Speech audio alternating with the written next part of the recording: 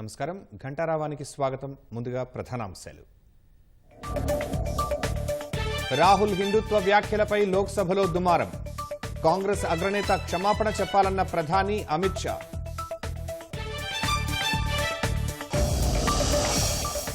సత్వర న్యాయమే లక్ష్యంగా నేర న్యాయ చట్టాలను తెచ్చాం బాధితులు ఫిర్యాదుదారులకు రక్షణ కల్పించామన్న కేంద్రం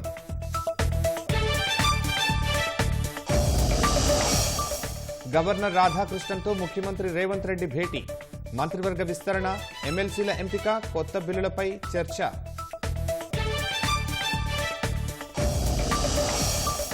త్వరలో మంత్రివర్గ విస్తరణ శాఖల మార్పు ఉంటుందన్న దామోదర సీతక్కకు హోంమంత్రి ఇచ్చే అవకాశం ఉందని వ్యాఖ్య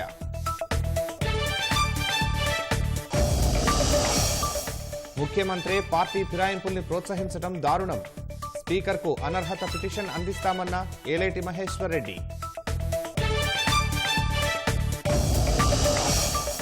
సిబిఐ ఈడీ కేసుల్లో మరోసారి ఎమ్మెల్సీ కవితకు చుక్కెదురు ఢిల్లీ మద్యం కేసులో బెయిల్ పిటిషన్లు తిరస్కరించిన ఢిల్లీ న్యాయస్థానం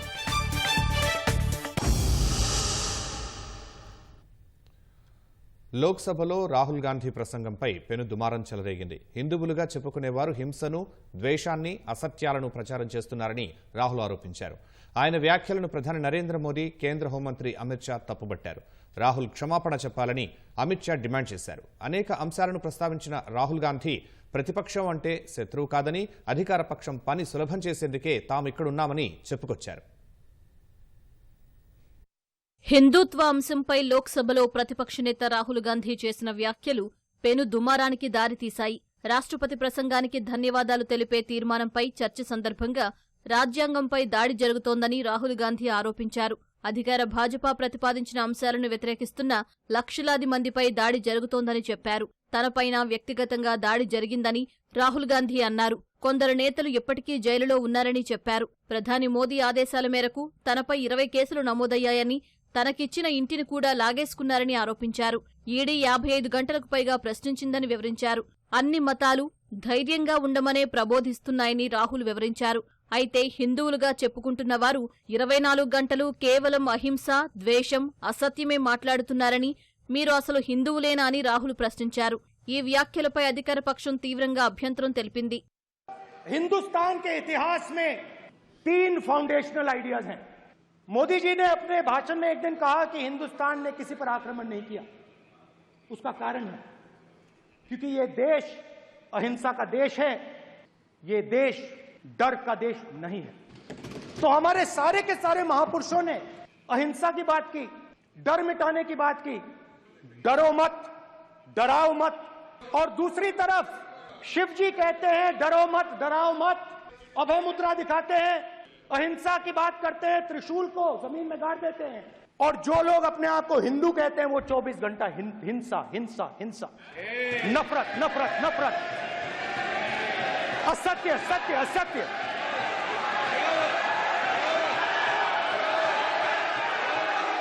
आप हिंदू हो ही नहीं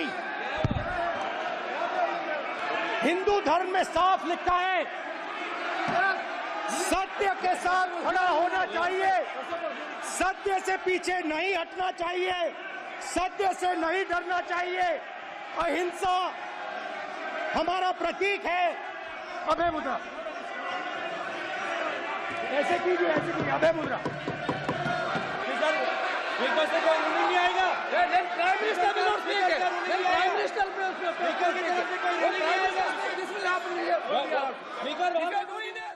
రాహుల్ గాంధీ వ్యాఖ్యలను ప్రధాని నరేంద్ర మోదీ తీవ్రంగా తప్పుబట్టారు మొత్తం హిందువులనందరినీ హింసాపరులుగా సంబోధించడం తీవ్రమైన అంశమని మోదీ తప్పుబట్టారు వెంటనే రాహుల్ ఎదురుదాడి చేసే ప్రయత్నం చేశారు विषय बहुत गंभीर है पूरे हिंदू समाज को हिंसक कहना ये गंभीर विषय है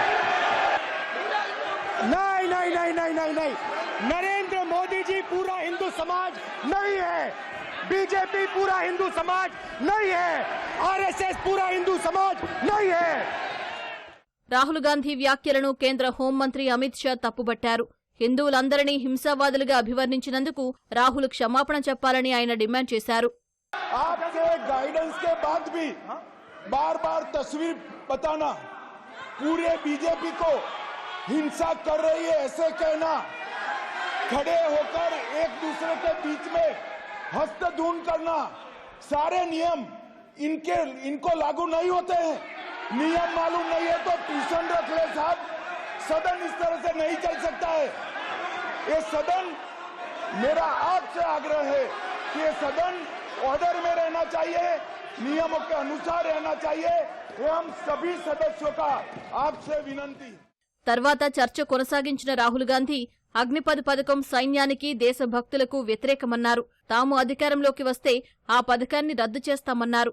కార్మికుల్ని వాడుకుని వదిలేసినట్లుగా అగ్నివీర్ల పరిస్థితి ఉందని రాహుల్ విమర్శించగా రక్షణ మంత్రి రాజ్నాథ్ సింగ్ అభ్యంతరం వ్యక్తం చేశారు. నీటి అంశంపై చర్చించేందుకు కేంద్రం సిద్ధంగా లేదని రాహుల్ దుయ్యబట్టారు. రైతులు కనీస మద్దతు ధర చట్టం కావాలని కోరుతున్నారని, ప్రభుత్వం అందుకు నిరాకరిస్తోందని విమర్శించారు. సత్వర న్యాయమే లక్ష్యంగా స్వదేశీ నేర న్యాయ చట్టాలను తెచ్చామని కేంద్ర హోంమంత్రి అమిత్ షా తెలిపారు. పార్లమెంటు లైబ్రరీ హాల్ నుంచి నూతన న్యాయ చట్టాల అమలుపై ఆయన వివరణ ఇచ్చారు. ఈ చట్టాలపై 4 ఏళ్లకు పైగా చర్చ జరిగిందన్నారు. బ్రిటిష్ వాళ్లు తమ పాలనా వ్యవస్థను కాపాడుకునేందుకు చట్టాలను తెచ్చారన్న ఆయన 75 ఏళ్ల తర్వాత భారతీయ ఆత్మతో కూడిన చట్టాలు అమల్లోకి వచ్చినట్లు వివరించారు. పాత చట్టాల్లో పోలీసుల హక్కులకు మాత్రమే రక్షణ ఉండేదన్న అమిత్ షా ఇకపై బాధ్యులు, ఫిర్యాదుదారుల హక్కులకు రక్షణ ఉంటుందని చెప్పారు. కొత్త చట్టాలపై ఏ పార్టీ ప్రతినిధులతో అయినా సమావేశానికి తాను సిద్ధమన్నారు. పార్టీలకు అతీతంగా కొత్త నేర న్యాయ చట్టాలకు మద్దతు ఇవ్వాలని ఆయన కోరారు. కొత్త చట్టాలతో నేర నిరూపణ రేటు 90% వరకు ఉంటుందన్న కేంద్ర హోంమంత్రి నేరాల సంఖ్య తగ్గుతుందని జోస్యం చెప్పారు. నూతన చట్టాల ప్రకారం తొలి కేసు మధ్యప్రదేశ్లోని గ్వాలియర్లో మోటార్ సైకిల్ దొంగతనం కింద నమోదైందని అమిత్ షా వివరించారు. सबसे पहले हमने इसमें हमारे संविधान के स्पिरिट के तहत दफाओं की और चैप्टर्स की प्रायोरिटी तय की। सबसे पहली प्रायोरिटी महिलाओं और बच्चों के अपराध को दी गई है और मैं मानता हूं कि ये करने की बहुत समय से पहले जरूरत थी। एक पूरा अध्याय इसमें जोड़ा गया है जिसमें 35 धाराएं हैं और 13 प्रावधान हैं, जिसमें गैंग रेप के लिए अब 20 साल की सजा या तो कारावास, आजीवन कारावास, नाबालिग के साथ बलात्कार में मौत की सजा, पीड़िता का बयान उसके घर पर महिला अधिकारियों की उपस्थिति में और अपने परिजनों की उपस्थिति में लेने का भी प्रावधान किया है और इसके साथ साथ ऑनलाइन एफआईआर की व्यवस्था से भी ढेर सारी उत्पीड़न का सामना कर रही महिला एम्बरेसमेंट से बच पाएगी, ऐसा हमारा मानना है। పార్లమెంటు ఉభయ సభలను ఉద్దేశించి రాష్ట్రపతి చేసిన ప్రసంగంలో ప్రభుత్వాన్ని పొగడడం తప్ప ఏమీ లేదని రాజ్యసభలో ప్రతిపక్ష నేత మల్లికార్జున ఖర్గే విమర్శించారు. రాష్ట్రపతి ప్రసంగానికి ధన్యవాదాలు చెప్పే తీర్మానంపై మాట్లాడిన ఆయన ప్రధాని మోదీ నినాదాలు ఇవ్వడంలో నిపుణులని విమర్శించారు. మణిపూర్ తగలబడిపోతూ ఉంటే ప్రధాని ఒక్కసారి పర్యటించలేదని మండిపడ్డారు. విపక్షాలు సామాన్యుడి గురించి మాట్లాడితే ప్రధాని మోదీ మాత్రం మన్ కీ బాత్ పైనే దృష్టి పెట్టారని ఆరోపించారు. పార్లమెంటు కాంప్లెక్స్ నుంచి తొలగించిన మహాత్మాగాంధీ, అంబేద్కర్ వంటి మహనీయుల విగ్రహాలను తిరిగి అక్కడే పెట్టాలని రాజ్యసభ చైర్మన్ కు ఖర్గే విజ్ఞప్తి చేశారు. ప్రతిపక్ష పాలిత రాష్ట్రాలను కేంద్రం లక్ష్యంగా చేసుకుందని ఖర్గే ఆరోపించారు. ప్రభుత్వంపై ఖర్గే విమర్శలు చేయడంతో అధికారపక్ష సభ్యులు పలుమార్లు అభ్యంతరం వ్యక్తం చేశారు.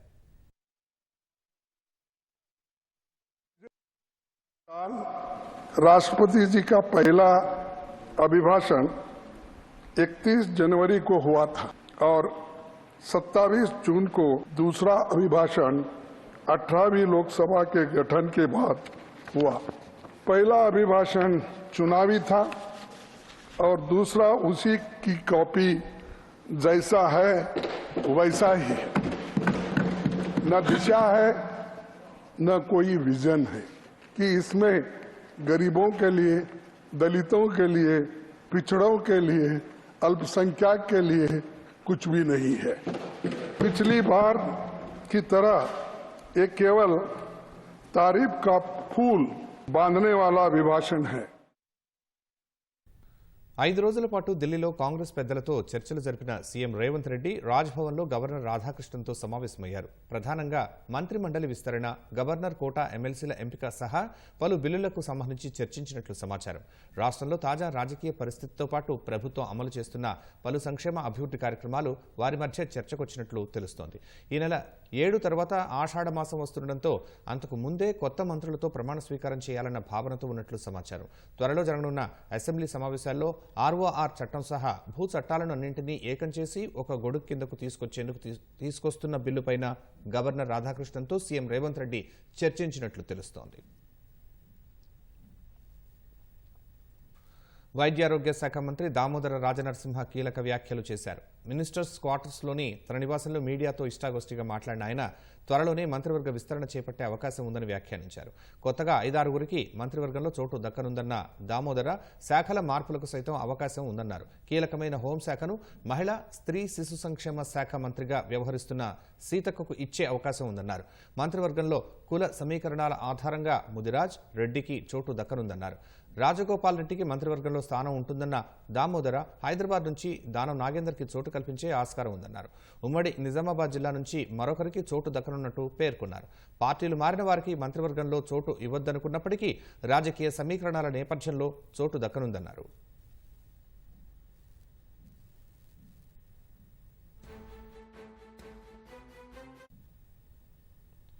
ప్రభుత్వ భూములను ఆక్రమిస్తే ఊరుకునేది లేదని రహదారులు భవనాల శాఖ మంత్రి కోమటిరెడ్డి వెంకటరెడ్డి హెచ్చరించారు. ప్రభుత్వ అనుమతి లేకుండా నిర్మించే అక్రమ కట్టడాలు కూల్చేయనున్నట్లు తెలిపారు. గత ప్రభుత్వం ఎలాంటి అనుమతులు లేకుండా నల్గొండ వీటి కాలనీలోని కోట్ల విలువైన ప్రభుత్వ భూమి ఆక్రమించి పార్టీ కార్యాలయాన్ని నిర్మించిందని, ఆ భవనం కూల్చేయాలని మున్సిపల్ కమిషనర్ను కోమటిరెడ్డి వెంకటరెడ్డి ఆదేశించారు. నల్గొండలో 3 కోట్లతో నిర్మించనున్న 33/11 kV విద్యుత్ సబ్స్టేషన్ పనులకు ఆయన శంకుస్థాపన చేశారు. 6 నెలల్లో పనులు పూర్తి చేసి లో వోల్టేజీ రాకుండా చూడాలని విద్యుత్ అధికారులకు మంత్రి కోమటిరెడ్డి వెంకటరెడ్డి సూచించారు. 100 కోట్ల ఆస్తి పర్మిషన్ తీసుకొని అవసరం ఉంటే కట్టుకోవాలి. కామన్ మ్యాన్ ఏ విధంగా ఉన్నాయో ఆ విధంగా చేయాలి. ప్రభుత్వ ఆస్తిని కాపాడుకోవడం, ప్రజల ఆస్తులను కబ్జాలు చేస్తే రౌడీజం చేస్తే రౌడీజం బంద్, అభివృద్ధి లక్ష్యంగా పనిచేస్తా పేదవాళ్ళకి అండగా ఉండడం, సుందరమైన నల్గొండాన్ని నిర్మించుకోవడం, నల్గొండ టౌన్ ని మోడల్ గా చేయడం నా లక్ష్యం. జాతీయ వైద్యుల దినోత్సవాన్ని రాష్ట్ర వ్యాప్తంగా ఘనంగా నిర్వహించారు. పలువురు వైద్యులు పాల్గొని కష్టకాలంలో ప్రజలకు అందించిన సేవలను గుర్తు చేసుకున్నారు. హైదరాబాద్లోని మంత్రుల నివాస ప్రాంగణంలో జరిగిన వేడుకల్లో వైద్యారోగ్య శాఖ మంత్రి దామోదర రాజనరసింహ పాల్గొన్నారు. జూనియర్ వైద్యుల డిమాండ్లలో 80% పూర్తి చేశామన్న మంత్రి దామోదర ఉస్మానియా, గాంధీ, కాకతీయ ఆసుపత్రుల్లో జూడాల వసతి భవనాలకు 10 రోజుల్లో భూమి పూజ చేస్తామని హామీ ఇచ్చారు. ఆ భవనాలని 2 ఏళ్లలో పూర్తి చేస్తామని రాజనరసింహ హామీ ఇచ్చారు. కొత్తగా నిర్మించనున్న టిమ్స్ ఆసుపత్రులపై స్పందించిన మంత్రి భవనాల ఎత్తు కంటే మెరుగైన వైద్యంపైనే ఎక్కువ దృష్టి పెట్టినట్లు చెప్పారు. వారం 10 రోజుల లోపల ఉస్మానియా, గాంధీ, కాకతీయాలకు మనం శంకుస్థాపన చేసుకుందాం. Call for the tenders 2 years complete చేస్తాం. Within span of 6 months we have come out with a notification for recruitment of 435 civil surgeon doctors. So ఈ ప్రక్రియ కొనసాగుతుంది. డిపార్ట్మెంట్ ని స్ట్రెంగ్తెన్ చేయాలి. సామాన్యుడు ఈ దవాఖానా నా దవాఖానా అని చెప్పి ఓన్ చేసుకోవాలి. డయాగ్నోస్టిక్సే కానీ, డయాలసిసే కానీ, పాలియేటివ్ కేరే కానీ, ఎల్డర్లీ కేరే కానీ, న్యూ బార్న్ స్క్రీనింగే కానీ, ఇలా ఇవన్నిటిని కూడా మనము స్ట్రెంగ్తెన్ చేసుకుంటూ పోవాలి. రెగ్యులేటరీ అథారిటీని కూడా స్ట్రెంగ్తెన్ చేయాలి. 4 టిమ్స్ హాస్పిటల్ కొనసాగుతాయి. ఆ హైట్ అనేది తగ్గించి చెప్పిన నిర్ణయం తీసుకున్నాము. 24 అంతస్తులు కాదు, 14, 13. జనరల్గా మెడికల్ వరల్డ్లో ఏముంది norms not cross 13th or 14th floor. PCC అధ్యక్షునిగా ఉన్న సమయంలో పార్టీ ఫిరాయింపులను వ్యతిరేకించిన రేవంత్ రెడ్డి ఇప్పుడు స్వయంగా ఇతర పార్టీల ఎమ్మెల్యేలకు కండువాలు కప్పుతున్నారని భాజపా శాసనసభ పక్షనేత ఏలటి మహేశ్వరరెడ్డి విమర్శించారు. అనర్హతలపై స్పీకర్కు పిటిషన్ అందించాలనుకుంటే అందుబాటులో లేరని చెబుతున్నారన్నారు. ఎన్నికల హామీలను పట్టించుకోని రేవంత్ రెడ్డి ప్రజా సమస్యలను పక్కన పెట్టి ఢిల్లీ చుట్టూ చక్కర్లు కొడుతున్నారని ఆరోపించారు. గతంలో పీసీసీ అధ్యక్షుడు ఉన్నటువంటి ముఖ్యమంత్రి గారు ఎమ్మెల్యేలు వలసలు పోతే సాగు తప్పులు కొట్టమన్నాడు. ఈ రోజు స్వయంగా ఇతర పార్టీలోకి వచ్చినటువంటి ఎమ్మెల్యేలను మీరు స్వయంగా మీ చేతులతో కండువాలు కప్పడం, దాన్ని ఎంకరేజ్ చేయడం ఎంతవరకు సమంజసం అని చెప్పేసి నేను అడుగుతా ఉన్నాను. మరి మేము ఇచ్చేటువంటి పిటిషన్ ని కూడా ఈ రోజు మీ ద్వారా ఈ రోజు అసెంబ్లీ సాక్షిగా ఇక్కడ ఉండి స్పీకర్ గారు అవైలబుల్ లేరని చెప్తా ఉన్నారు. రిజిస్టర్ పోస్ట్ ఒకటి, ఈమెయిల్ ద్వారా ఒకటి, స్వయంగా ఆఫీస్లో అక్నాలజ్మెంట్ ద్వారా ఒకటి, 3 కాపీస్ మేము ఈరోజు అసెంబ్లీలో ఈ పిటిషన్ ని డిస్క్వాలిఫికేషన్ పిటిషన్ ని మేము ఇవ్వబోతున్నామని చెప్పి తెలియజేస్తా ఉన్నాను. ఇప్పటికీ 5-6 పార్టీలు చేసుకున్నట్టుగా చెప్తా ఉన్నారు. నిజంగా ప్రజాస్వామ్యం మీద నమ్మకం ఉంటే నీకు ప్రజల మీద నమ్మకం ఉంటే వాళ్ళతో రాజీనామా చేయించి ప్రజాక్షేత్రంలో తెలుసుకుందాం రండి. విద్యుత్ కొనుగోళ్లు, పవర్ ప్లాంట్ల నిర్మాణంపై రాష్ట్ర ప్రభుత్వం ఏర్పాటు చేసిన విద్యుత్ కమిషన్ ఏకపక్షంగా వ్యవహరిస్తోందనడానికి ఎలాంటి ఆధారాలు లేవని హైకోర్టు వెల్లడించింది. విద్యుత్ కమిషన్ ఏర్పాటు చేస్తూ జారీ చేసిన జీవోను కొట్టేయాలని మాజీ సీఎం కేసీఆర్ వేసిన పిటిషన్ను విచారణార్హత లేదని కోర్టు తేల్చింది. విద్యుత్ కమిషన్ ఏర్పాటు చట్టానికి అనుగుణంగానే ఉందని జస్టిస్ ఎల్ నరసింహారెడ్డి జారీ చేసిన నోటీసులు కమిషన్కు ఉన్న అధికారాల మేరకు ఉన్నాయని పేర్కొంది. విలేకరుల సమావేశం ఏర్పాటు చేసి జస్టిస్ ఎల్ నరసింహారెడ్డి వివరాలు వెల్లడించారని, దీన్ని బట్టి విద్యుత్ కమిషన్ ముందస్తు నిర్ణయానికి వచ్చిందన్న పిటిషనర్ వాదనకు ఎలాంటి ఆధారాలు లేవని హైకోర్టు తెలిపింది. విచారణలో భాగంగా కమిషన్ సేకరించిన వివరాలను మాత్రమే విలేకరుల సమావేశంలో వెల్లడించారని, సాక్షులు చెప్పిన విషయాల ఆధారంగా యాదాద్రి పవర్ ప్లాంట్ ఇంకా నిర్మాణ దశలోనే ఉందని మాత్రమే జస్టిస్ నరసింహారెడ్డి మీడియాకు వెల్లడించారని హైకోర్టు తెలిపింది. ప్రాధాన్యం గల అంశాలపై ఏదైనా విచారణ చేయాలనుకున్నప్పుడు దర్యాప్తు సంస్థలతో కాకుండా కమిషన్లతో విచారణ చేయించాలని సుప్రీంకోర్టు తీర్పులున్నట్టు హైకోర్టు తెలిపింది. సాక్ష్యాలను సేకరించి నిజానిజాలను నివేదిక రూపంలో ఇవ్వాల్సిన బాధ్యత కమిషన్పై ఉంటుందని హైకోర్టు పేర్కొంది. విద్యుత్ కొనుగోళ్లు, పవర్ ప్లాంట్ల నిర్మాణానికి సంబంధించి ఫైళ్లను పరిశీలించినప్పుడు ఆ నిర్ణయాల్లో కేసీఆర్ పాత్ర ఉన్నట్టు నిర్ధారించుకునే ఆయనకు నోటీసులు ఇచ్చారన్న ధర్మాసనం ఆ పిటిషన్ కొట్టేసింది. నిరుద్యోగ సమస్యలు పరిష్కరించాలని కోరుతూ ఆమరణ నిరాహార దీక్ష చేస్తున్న నిరుద్యోగ జేఏసీ నేత మోతీలాల్ నాయక్ సికింద్రాబాద్లోని గాంధీ ఆసుపత్రిలోనూ నిరాహార దీక్ష కొనసాగిస్తున్నారు. వారం రోజులుగా దీక్ష చేస్తున్న మోతీలాల్ను పరామర్శించేందుకు విద్యార్థులు, నేతలు రావడంతో గాంధీ ఆసుపత్రి వద్ద ఉద్రిక్త వాతావరణం నెలకొంది.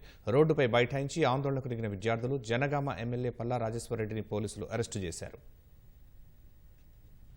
గ్రూప్ 2 పోస్టులు పెంచాలని, మెగా డిఎస్సి నిర్వహించాలని, జాబ్ క్యాలెండర్ విడుదల చేయాలంటూ నిరుద్యోగ సమస్యలపై ఉద్యమిస్తున్న నిరుద్యోగ ఐకాసా నేత మోతీలాల్ నాయక్ దీక్షకు మద్దతు పెరుగుతోంది. సంఘీభావం తెలిపేందుకు వస్తున్న విద్యార్థులు, నేతలతో గాంధీ ఆసుపత్రి వద్ద ఉద్రిక్త వాతావరణం నెలకొంటోంది.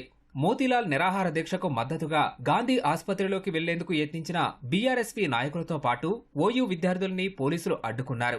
గేట్లు తోసుకుని లోపలికి వెళ్లేందుకు ప్రయత్నించిన విద్యార్థులను అరెస్ట్ చేయడంతో ఉద్రిక్తత చోటు చేసుకుంది. మోతీలాల్ నాయక్ ను పరామర్శించేందుకు వచ్చిన జనగామ ఎమ్మెల్యే పల్లా రాజేశ్వరరెడ్డిని పోలీసులు అరెస్ట్ చేసి బొల్లారం పోలీస్ స్టేషన్ కు తరలించారు.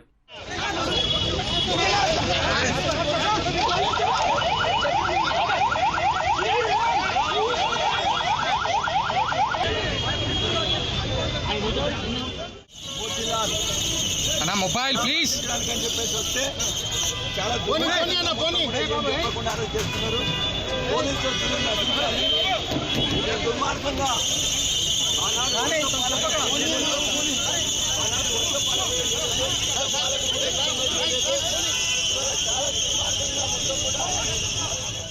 గాంధీ ఆసుపత్రిలో చికిత్స పొందుతున్న మోతీలాల్ నాయక్ లాఠీచార్జిలో గాయపడిన నిరుద్యోగుల్ని పరామర్శించేందుకు వెళ్తున్న భాజపా యువమోర్చా కార్యకర్తల్ని పోలీసులు భాజపా రాష్ట్ర కార్యాలయం వద్ద బారికేడ్లు వేసి అడ్డుకున్నారు.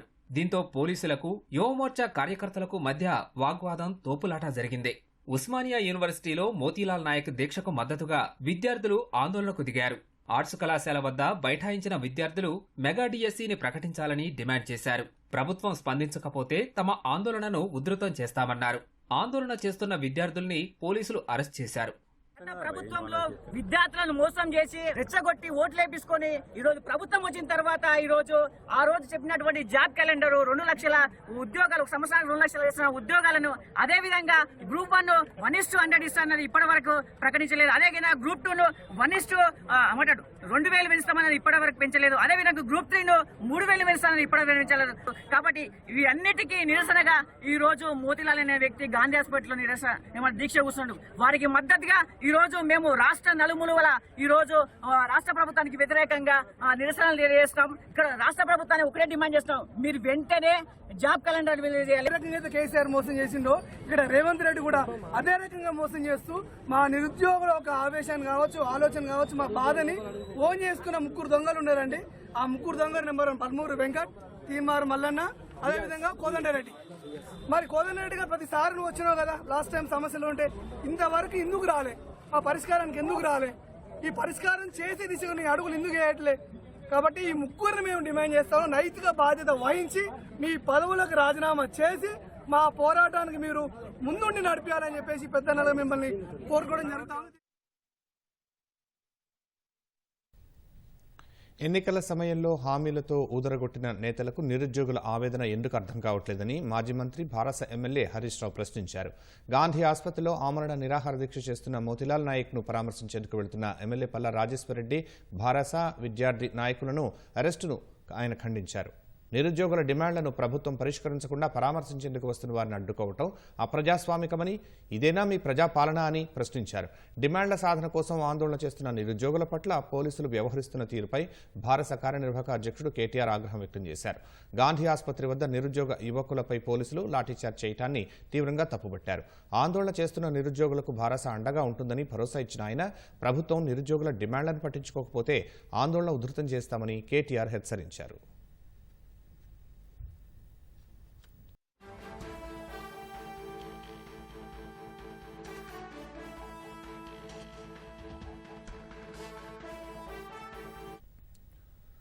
ఆసిఫాబాద్ జిల్లా కాగజ్నగర్ మండలం గజ్జిగడలో 4 ఆత్మహత్యయత్నానికి యత్నించారు. కుటుంబ కలహాలతో తల్లితో పాటు 3 కుమార్తెలు పురుగుల మందు తాగి ఆత్మహత్యకు యత్నించారు. విషయం గమనించిన కుటుంబ సభ్యులు వారిని వెంటనే కాగజ్నగర్ ప్రభుత్వ ఆసుపత్రికి తరలించి చికిత్స అందిస్తున్నారు. ప్రస్తుతం వారి పరిస్థితి విషమంగా ఉన్నట్లు తెలుస్తోంది. మద్యానికి బానిసైన భర్త వేధింపులు తట్టుకోలేకనే బలవన్మరణానికి పాల్పడినట్లు తెలుస్తోంది.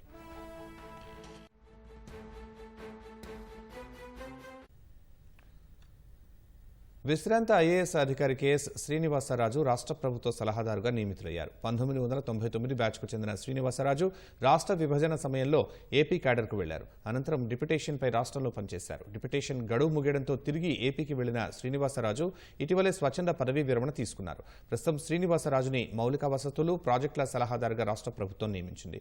ముఖ్యమైన మౌలిక వసతుల ప్రాజెక్టులు, కీలకమైన సిఎస్ఆర్ ప్రాజెక్టులకు సంబంధించి శ్రీనివాసరాజు సలహాలిస్తారని, కాన్సెప్ట్ నిర్మాణాన్ని పర్యవేక్షిస్తారని రాష్ట్ర ప్రభుత్వం పేర్కొంది. ఈ మేరకు ప్రభుత్వ ప్రధాన కార్యదర్శి శాంతికుమారి ఉత్తర్వులు జారీ చేశారు.